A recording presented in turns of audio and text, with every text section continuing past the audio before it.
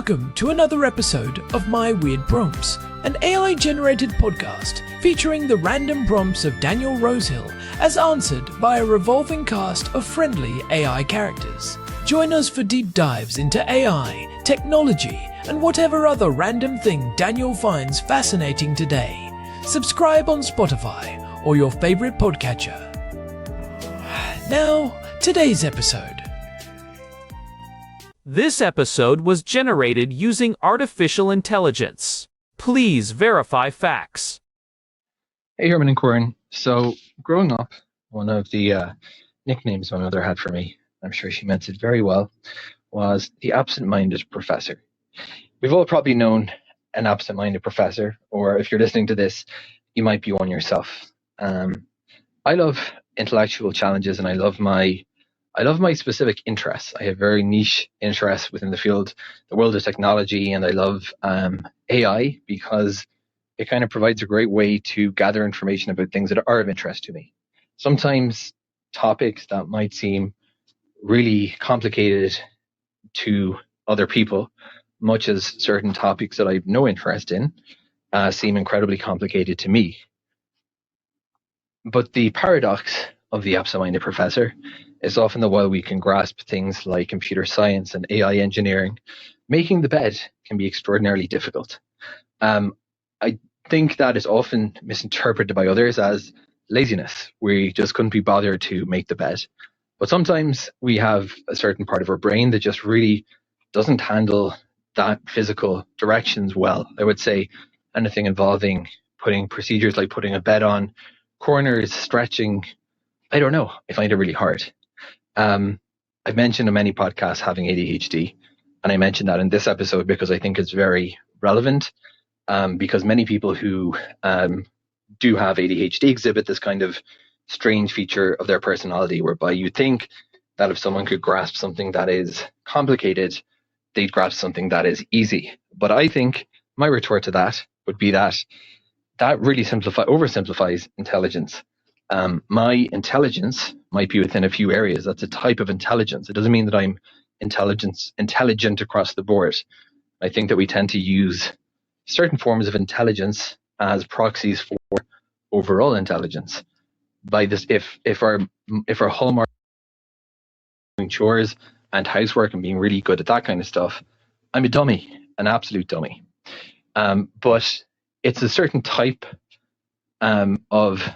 it's a mixture, it's a pattern, I guess, of intelligence in one domain and low aptitude for other domains that I find intriguing because it seems commonplace. And I wonder if it has to do with the star of the show whenever we're talking about ADHD, which is attention. Herman and Corn, absent-minded professors. It's more than just a stereotype. It's certainly a picture that one commonly finds. And what explains that? Over to you two. Hey everyone, welcome back to My Weird Prompts. I am Corn, and I am joined as always by my brother, Herman Poppleberry, reporting for duty. And Corn, I have to say, the prompt our housemate Daniel sent us today is probably one of the most personally relevant topics we have tackled in a long time. It really is. Daniel was mentioning that nickname his mother gave him, the absent-minded professor. It is a trope we see everywhere in fiction and history, from Archimedes stepping into a bathtub and forgetting he was naked, to modern-day tech geniuses who can build a large language model from scratch but cannot remember where they put their car keys 10 minutes ago. Or in my case, forgetting that I'm currently wearing my glasses while I'm frantically searching the house for them. It is a fascinating paradox, right? This idea that someone can possess an incredible amount of intellectual horsepower in one specific, highly complex domain while simultaneously struggling with the very basics of daily living. In cognitive science, we often look at this through the lens of Moravec's paradox. It is the discovery by artificial intelligence and robotics researchers that high-level reasoning requires very little computation, but low-level sensory-motor skills require enormous computational resources. That is such a sharp way to put it. We assume that if you can do the hard stuff, the easy stuff should be free. But for the brain, the easy stuff is actually quite expensive. Daniel specifically pointed out the connection to attention deficit hyperactivity disorder and the way we define intelligence. I think that is the core of what we need to dig into today. Why does the brain seem to prioritize the abstract and the complex over the practical and the mundane? Is it a choice, or is it a fundamental architectural difference in how some people are wired? It is definitely more about the wiring than most people realize. There is a common misconception that being absent-minded is just a form of laziness or a lack of discipline. People see a brilliant engineer and think, well, if you can understand quantum computing, surely you can remember to take the trash out on Tuesdays. But the cognitive load required for those two things is actually handled by very different systems in the brain. Specifically, we're talking about the tension between the task-positive network and the default mode network. That is a great starting point. Let us talk about that cognitive load. When we talk about the absent-minded professor, we are usually talking about someone with a high capacity for what psychologists call fluid intelligence, right? Yes, fluid intelligence is that ability to solve new problems, identify patterns, and use logic in novel situations. It is what allows someone to dive into a field like artificial intelligence and understand the deep mathematical structures behind neural networks. But the day-to-day stuff, like remembering to buy milk or making the bed, which Daniel mentioned in his audio, that falls under the umbrella of executive function. This is governed by the prefrontal cortex, which acts like the conductor of the orchestra. It manages working memory, emotional regulation, and task switching. So, what you are saying is that the conductor might be really good at leading a complex symphony, but completely forgets to check if the musicians actually showed up on time. In a way, yes. For many neurodivergent individuals, especially those with attention deficit hyperactivity disorder, that conductor is easily distracted or perhaps just incredibly specialized. Dr. Tradably specialized. William Dotson calls this an interest-based nervous system. Unlike a priority-based nervous system, which can rank tasks by importance or consequences, an interest-based nervous system only engages when a task is challenging, novel, urgent, or personally interesting. That explains the spiky profile of intelligence you mentioned earlier. Most neurotypical people have a relatively flat profile, meaning their abilities across different domains like verbal reasoning, spatial awareness, and executive function are all somewhat similar. But for people like the stereotypical absent-minded professor, that profile is full of massive peaks and deep valleys. Exactly. If you are in the 99th percentile for logical reasoning, but the 10th percentile for working memory, people are going to be baffled by your behavior. They only see the 99th percentile part and assume that level of competence should apply to everything else. This leads to a lot of frustration, especially in the world of technology. You have people who can stay in a state of hyperfocus for 10 hours straight, solving a bug that has stumped an entire team. That hyperfocus is a superpower, but the flip side is that when you finally emerge, you realize you have not eaten, you missed 3 meetings, and you have no idea where your phone is. Let us talk about that hyperfocus for a second, because Daniel mentioned his interest in artificial intelligence. There is something about high stimulation environments like coding or research that seems to feed the brain in a way that making a bed just does not. Why is that? It comes down to the dopamine reward system. For a brain with attention deficit hyperactivity disorder, there is often a baseline deficiency in dopamine or a lower sensitivity to it. This means that tasks that are understimulating, like folding laundry or filing taxes, do not provide enough of a neurological signal to keep the brain engaged. The brain literally struggles to find the fuel to start or maintain those tasks. Whereas something like artificial intelligence is a dopamine goldmine. You are constantly solving puzzles, getting immediate feedback from your code, and exploring brand new frontiers of human knowledge. It is like trying to run a high-performance sports car on low-grade fuel. It just sputters and stalls. But I wonder about the long-term implications. If we live in a society that increasingly values those high peaks of intelligence, especially in tech, are we creating an environment where the valleys of executive function are becoming more of a problem? Or are we finding ways to bridge that gap?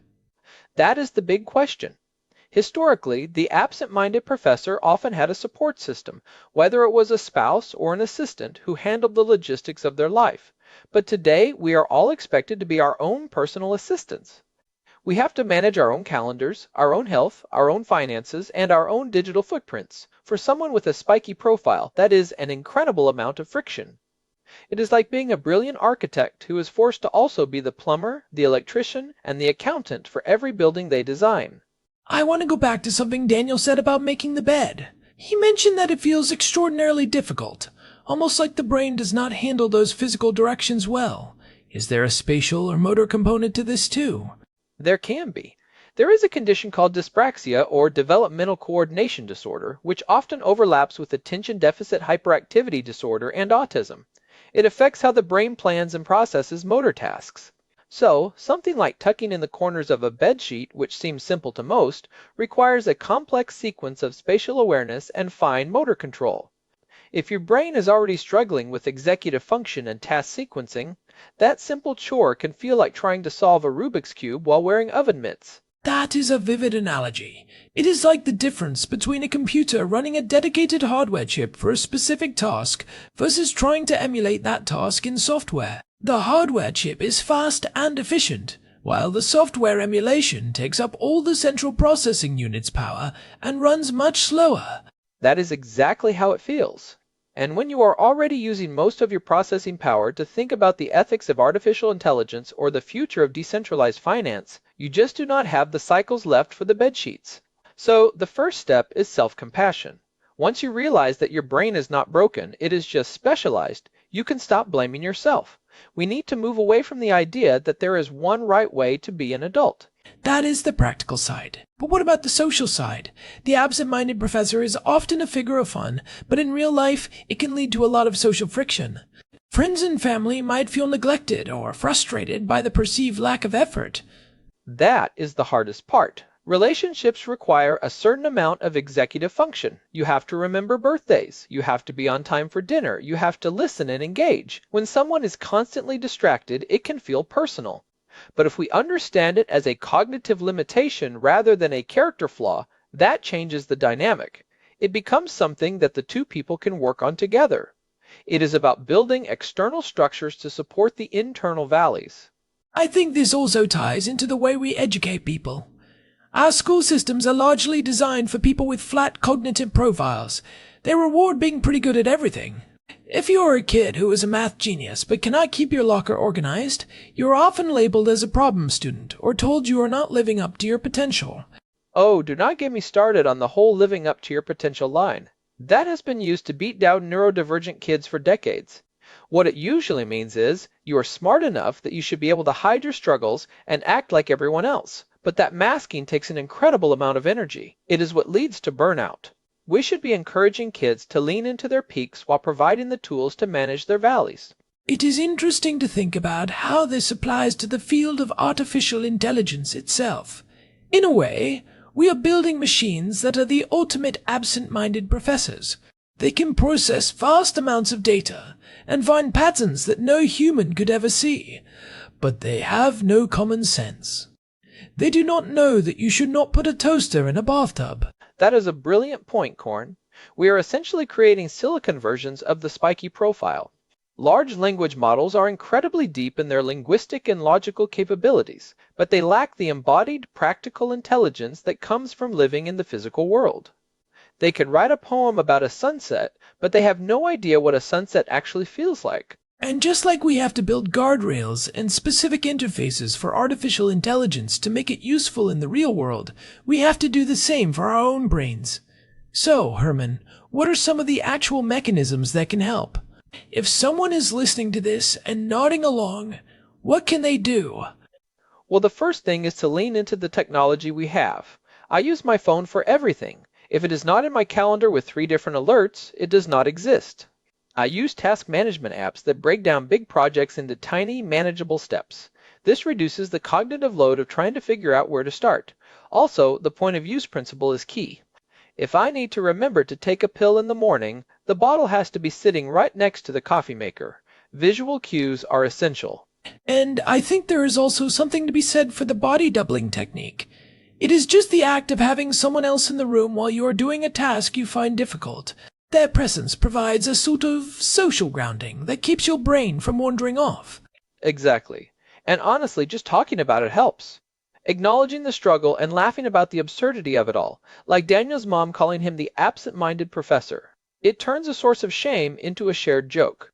It takes the power away from the frustration. I think that is a really important takeaway. The world needs the people who can see the big picture and the deep patterns, even if they sometimes trip over their own feet. Some of the greatest advancements in human history have come from people who were probably considered a bit of a mess in their daily lives. Isaac Newton was famously indifferent to his own physical needs when he was deep in thought. Albert Einstein was known for his messy hair and his lack of socks. These are not just quirks, they are symptoms of a brain that has its priorities elsewhere. It is a trade-off. And as we move further into this century, where the complex and the abstract are becoming the primary drivers of our economy, we might see a shift in how we value these different types of intelligence. Maybe the absent-minded professor will not be a punchline anymore, but a recognized cognitive style with its own set of strengths and needs. Well said, Herman. This has been a really enlightening discussion. I feel like I understand our housemate Daniel, and maybe a little bit of you, a lot better now. And maybe a little bit of yourself too, Corn. I have seen you stare at a blank screen for an hour because you were thinking about the philosophy of time, while your tea went cold right next to you. Guilty as charged. It is a family trait, I suppose. Before we wrap up, I just want to say to everyone listening, if you have been enjoying my weird prompts and our deep dives into these topics, we would really appreciate it if you could leave us a review on your favorite podcast app. It really does help other people find the show. Yeah, it makes a huge difference. And if you want to see our archive of past episodes or get in touch with us, you can find everything at myweirdprompts.com. We love hearing from you, and we might even use your question for a future episode. Thanks to Daniel for sending in this prompt. It was a good one to chew on. Alright, I think that is it for today. Thanks for listening to My Weird Prompts. I am Corn. And I am Herman Poppleberry. We will see you next time. Take care, everyone, and maybe go check if you left the oven on. Oh, good call. I will go check right now. Wait, Corn, one last thing before we go. We talked about the spiky profile and how it relates to intelligence. I was thinking about the concept of general intelligence, or the G factor. Does the existence of these highly specialized, absent-minded geniuses challenge the idea that there is a single, underlying intelligence that governs everything? That is a subject of huge debate in psychology. The G-factor theory suggests that if you are good at one cognitive task, you tend to be good at others, and statistically, that holds true for a large part of the population. But neurodivergent individuals are the big exception to that rule. Their profiles are so uneven that the G-factor almost becomes meaningless for them. So, for them, intelligence is not a single number, but a complex landscape. It makes me think about how we define success in our society. If we only look at the engine, we might be disappointed when the car runs out of gas or veers off the road. But if we understand the whole machine, we can find the right track for it to run on. Precisely. We need to stop trying to force every car to be an all-terrain vehicle. Some are built for the racetrack, and some are built for the city streets. Both are valuable, but they need different things to succeed. The absent-minded professor is definitely a racetrack car. Give them the space to do what they do best, and help them with the rest. I love that. All right, for real this time, we are done. Thanks for the extra insight, Herman. Anytime, Corn. Anytime. And thank you all for sticking with us. We really do appreciate your time and your curiosity.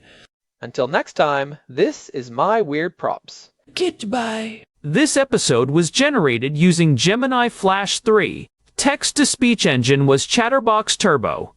Thanks for listening to another episode of My Weird Prompts, an AI-generated podcast featuring Daniel Rosehill's AI prompts, as answered by a revolving cast of friendly AI characters including me, Cornelius the Sloth. Subscribe on Spotify or visit myweirdprompts.com.